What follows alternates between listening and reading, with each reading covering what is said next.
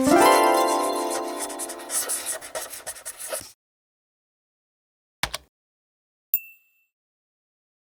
this video, I'm going to show you what to do if you can't see the numerical values to the right of your transform properties in After Effects.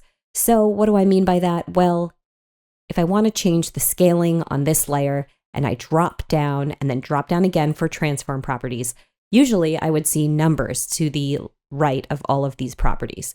And I want to scale him up to an exact digit. So if I can't see it, I don't know exactly how much I'm scaling him up. If I use these little boxes here, same thing with rotation position. It's good to know exactly how much you're changing things, especially if you're keyframing.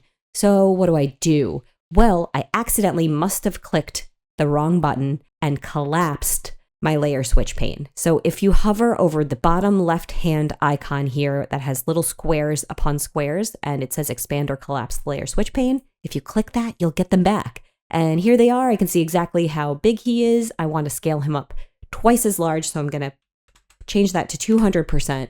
Now he fills my composition perfectly here, and I can see things. So that's super important. You'll also notice that there are other buttons to the right here of the icon to expand the switch pane, and you can get a lot more information if you want it. Generally, I don't need all this information, so I keep most of it unselected unless I need to see something particular, and I always leave this first one expanded just so I can see the numerical values. That's it. I hope this helped you guys. If it did, check out my playlist in After Effects where I have more tips and tricks like this. And thank you so much for watching. If you want to support me and see what I've been working on, check out my Explainer video channel.